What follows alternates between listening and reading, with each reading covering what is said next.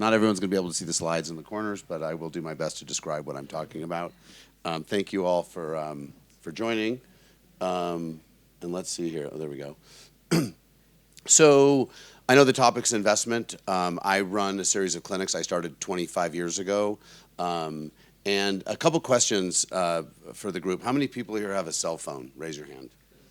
Okay, if you have a cell phone, I want you to stand up. I want to show you something. Everybody stand up. This is important. This is longevity. So what happens when you have a cell phone? Do you look at it like this, or do you look at it like this? You look at it like this. So what is your neck doing when you're looking at it like this? It's bent. And so cell phones are relatively new, 15, 20 years. So if you see older people walking around, really old people, they walk around like this. And it's not because they had cell phones, it's just because they had bad posture. So we're accelerating that bad posture by a lot. And so there's one thing you can do every day. This is a little longevity hack. I'm going to put the microphone down. So I want you to take your arms like this. You stretch out a little bit to your neighbor. I want you to pull your arms back as far as they can go. Okay. And I want you to look to the ceiling until you feel that pinch in the back of your neck. And you just 5, 4, 3, 2, 1. All right, you're done. The reason why you just did that is that will counterbalance your entire day of looking at your cell phone for your neck not to hunch over when you're older. So if you did that every day for 5 seconds, the orthopedist will tell you prevent yourself from getting hunchback neck when you're older.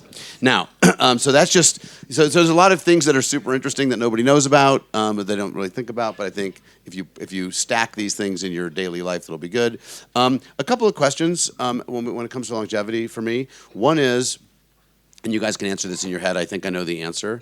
Do you know everything there is to know about your health that's actionable right now? The answer is probably no. If there was an owner's manual for your body and it was accurate and evidence-based and based on you, would you reference it when something went wrong? Yes, you would. And the third question is do you have a strategy for the next 5 to 10 years of your life in the context of your health? Strategy. So when I ask smart people in the longevity space this, they all say, of course I do. And then when I start to push on that strategy, what I find is a bag of tactics that are not really well organized and thought through. And so as investors, we have board meetings. We have spreadsheets that look at all the metrics and the accountability. So how do we do that for our health? And that's, I think, where a lot of the longevity clinics are stepping in to try to help us understand and measure things. So let's see, I don't know how we move this forward here. Where do I point? Okay, oops. So what is what is a clinic in the first place? In the old version of a clinic, you would go to a doctor, and it's a place of trust, right? If you go somewhere that you don't trust, you don't go there for very much longer. So how do you build trust in a clinic, right? Well, you have to have integrity, you have to be science-based, and you have to demonstrate results. When I study trust, which I think is a really under talked about thing, and you look at the social scientists out there, trust is a combination of, let me get out of the way, is a combination of competence, honesty, and benevolence. These are the 3 things that will enable trust to move forward.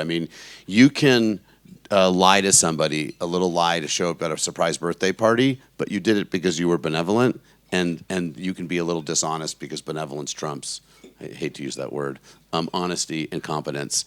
So I just think it's important that we think about these clinics that you're going to and you're spending money. It's like your financial advisor. If you don't trust them and they don't deliver returns. So I don't know if all of you can see this, but this is kind of like what you were talking about earlier, this is a chart. And if I asked you which one of these are you, these are different trajectories of health. Well, before you answer if you know which one you are, I would ask you which one do you want to be? Which one is ideal? And I know the answer to that. Everybody wants to be the supernormal one, right? So the question is how do you get supernormal? Because after the age of 24, when the little pinky bone in your finger stops growing, you start aging. So aging really happens between 24 and 27. And then you go on a trajectory, and a lot of it's driven by genetics and a lot of it's driven by lifestyle. Does anybody know how much is driven by genetics? Yeah, it's more like 7 to 13%. So the majority of it is lifestyle, which we can go into. That's been studied out of the Buck Institute. But by the way, if you're the 7%, I have a lady who's like 92. She drinks a bottle of champagne a day, smokes a pack of cigarettes, and like she's indestructible. And she's got the good 7% of genes. You can also have the bad 7% of genes, and you're on this premature death thing. And there's nothing you can do lifestyle-wise that will change that outside of medications and interventions. So we are depreciating assets, and I think the goal is to live long and die fast, is what we were saying earlier. And so on the subject of the trajectory, and this says onset of disease, is as you're going through life, if you can intervene at the right place, you can materially change the trajectory of your life. You can live longer, you can live healthier. The question is what are these? This has onset of disease, but this could easily be onset of aging process. So it's really kind of getting out in front of what are the things that are going to help you live longer and better. So I think it's important to, what does longevity mean? I host dinners around the world on longevity, and I ask everybody to write down their definition of longevity on a piece of paper, hand it to me, I read them out loud. Every person has a different definition. There's literally no single definition of longevity. So I've tried to come up with a single definition of longevity, which is to maintain and optimize your physical and mental health for as long as possible, with the fewest amount of interactions with the healthcare system, because the healthcare system is a place where you can get sick and overdiagnosed or underdiagnosed. So I think you have to have the right appropriate amount of interactions, and then and then the part two is, so we all talk about longevity as like, hey, we're all here, we're all young, we're all healthy, but guess what? Shit happens. We fall into a medical ditch from time to time, and then longevity is how do you get out of that ditch quickly and with the best outcomes, because the longer you stay in a medical ditch, when you come out of that ditch, you never get back to where you started from. So that's where longevity clinics don't really do you're in a medical ditch stuff, but having a longevity clinic without a real clinic, there's risk in there. So at private medical, we've never had, over 2,500 families over 20 years. We've never had a patient get diagnosed with late-stage cancer because we catch it early. We know what your risks for cancer are. There's all sorts of new blood tests, cell-free DNA. And we have also never had a patient, if I can get this to work, have a heart attack. Why? Because we screen everybody. How many people here have had a coronary calcium scan of their heart? And how many have had the AI version of that, the Clearly test? So the answer is all of you should have that test. The truth is that you can have high cholesterol and no heart disease, and you can have low cholesterol and a lot of heart disease. So we're looking at lagging indicators, and you can actually look at your heart. It's like a colonoscopy of your heart. It's in the United States. I don't know where to point this thing. It's coming to the... Hello? Oh, okay, there we go. Anyway, this is some comments from some of our members. Can you just go next? Yeah, next. So I put up this family office thing because this is, I found it on a financial slide. Family office, we do, asset servicing, education advisory, banking, philanthropy. And I realized a few years ago, I'm like, well, wait a minute. How can you have a family office and not have health as a cornerstone? So I actually made this little third, fourth quadrant. It used to be just 3 quadrants. And so, for people with money, and if you're an investor, you must invest in your health. And you have to invest in your health, and you can invest in clinics too, that are going to help your health. But it needs to be a foundational component. I believe that health is your most valuable asset. You can have the fancy car and the house and the boat, but if you have your health, you can't really use any of them. Even if you have a great portfolio of companies and you don't have good health, it's hard to enjoy that. Can you go next? So why is longevity investable now? Well, first of all, I would say that during the pandemic, if you guys go back to February, March 2020, everybody was, I think it was crypto. I don't know what the big thing at the time was. And all of a sudden, everybody stopped and said, holy moly, COVID's here. Am I going to die? Who's going to die? Is it the Spanish flu all over again? So we all confronted mortality for just a hot second. And then we didn't die. We're all still here. But what we did notice, the people that were dying and getting really sick were the people that were unhealthy in the hospital, the people that were overweight, the people that had metabolic disease, the people that were frail and old and that didn't exercise.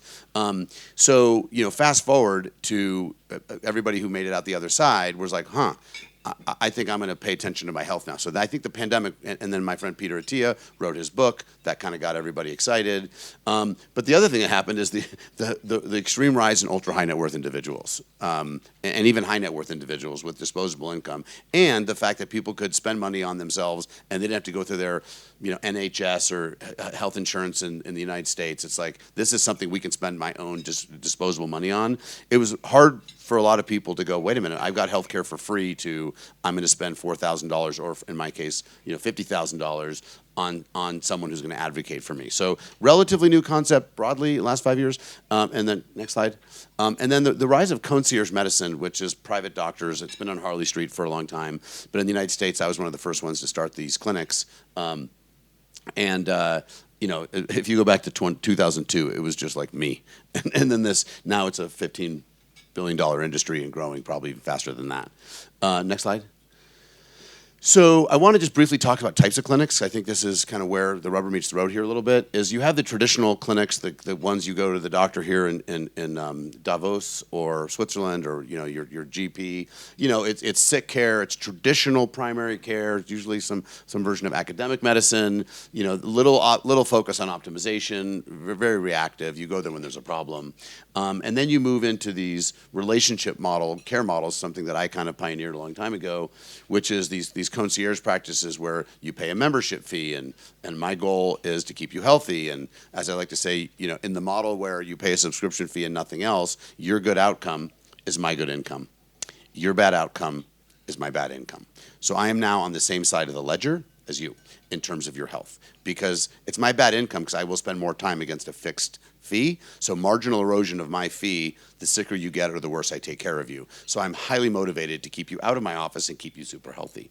So that's the kind of relationship model. And then you have the longevity clinics, which is the kind of like the biohacking, kind of citizen science. Everyone's precision medicine, everyone's really unique. There's a lot of product upselling. There's a lot of things. So the revenue models are not purely subscription. And I would say in a lot of longevity clinics, there's a lack of diagnostic discipline. And to put a fine point on that, I had a patient out in Silicon Valley, big Silicon Valley guy, went to the Seehof, and I was like, cool. And so I got the results from the Seehof, and it was 80-page, multicolored, lots of things. And I was like, wow, they did a lot. I mean, I do a lot too, but this was like a lot. And so then I saw a bunch of these tests. It was in German. I didn't understand. Use ChatGPT, translate this German for me. What does this mean? And then it says, hey, these are research protocols. So the longevity clinic, which claimed that their data that they were sharing with my patient, it looked like it was really accurate because there was nice, beautiful charts and graphs, but the fine print was this is experimental. So, and how do you make decisions off experimental stuff? Well, you can, but there's a risk with that. And so, next slide. So, I put private medical as our practice, is really trying to get the best of all the characteristics of these clinics next. So I think personalization is the key. We are all different. I can take two people. I can take twins. I can take two best friends that are the same age, work out the same. I mean, everybody's really materially different, and you have to do a deep dive. I mean, I like to poke fun at my scientist friends and say there is no evidence for evidence-based medicine when you're dealing with an individual, because all the evidence is on populations, and there's Gaussian distributions of the research, and you really want to try to refine which person you're talking about so you can get the best. And that's where the diagnostic workups on the really good science exists. And I have like a whole other presentation on just what I think are gold standard diagnostics and gold standard therapeutics, but I don't have enough time today. Next slide.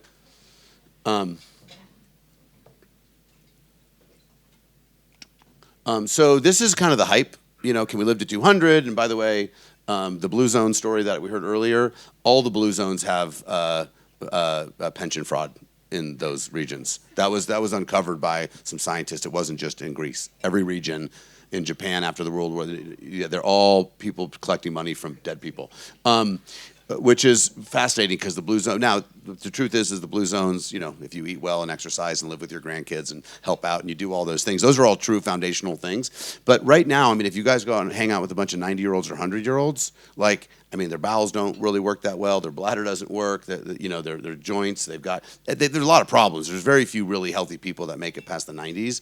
So this concept of like, let's live to 200, I mean, unless we get real science to make the vision come back and the joints get stronger and build muscles, all of which are coming, by the way. I was just at a research conference in San Francisco where I saw some amazing breakthroughs that are probably 5 years away. Next slide. This is a lot of the things that are going on in the world of biohacking longevity clinics. Did you know that each IV that you get has 58,200 nanoplastic particles that go directly into your bloodstream, leached out of the IV tubing and the bags? Now, why does that matter?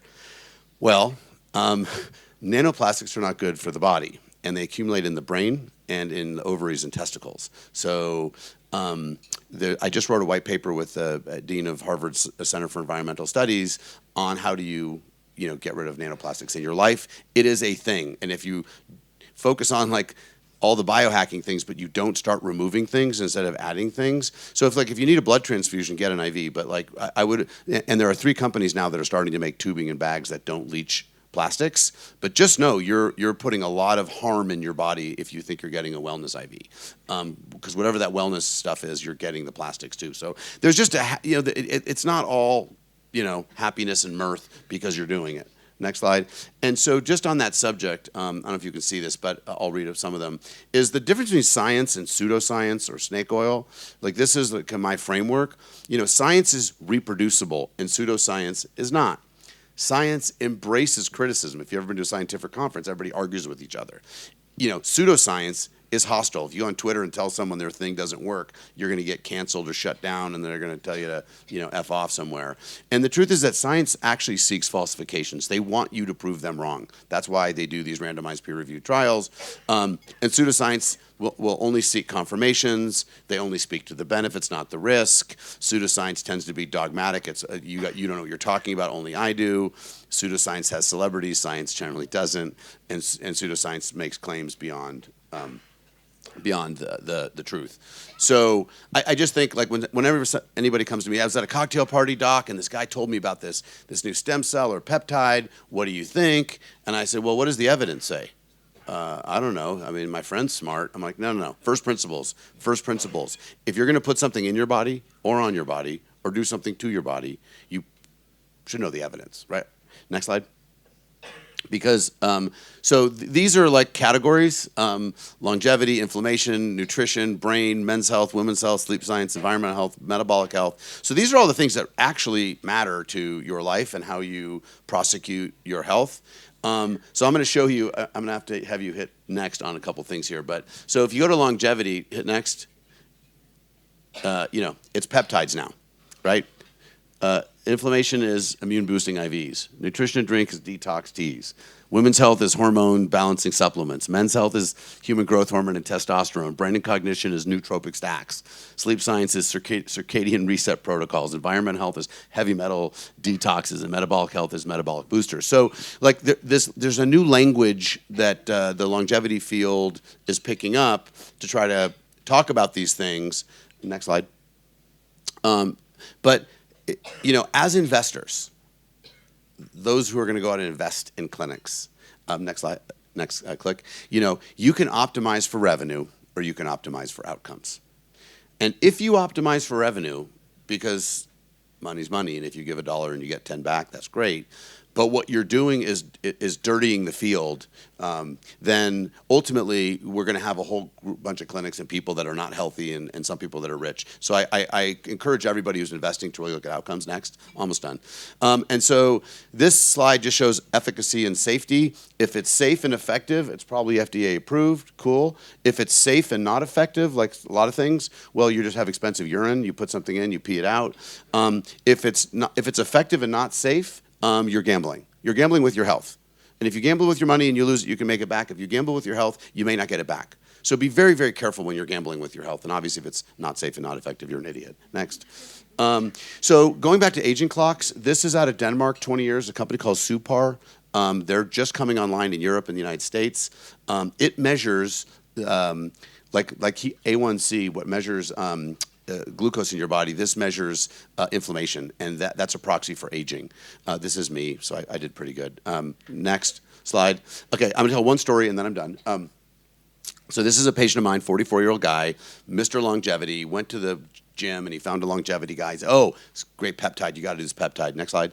And so this is he said, but hey, doc, you need to buy it because it's injectable, and I don't have a license, but I'll buy the syringes. I'll inject it in myself. Everyone's doing it these days. And it says L-carnitine, blah, blah, blah. It helps with the heart, circulatory issues. It enhances athletic performance. Recently, it has gained prominence for its potential benefits in promoting weight loss and improving overall well-being.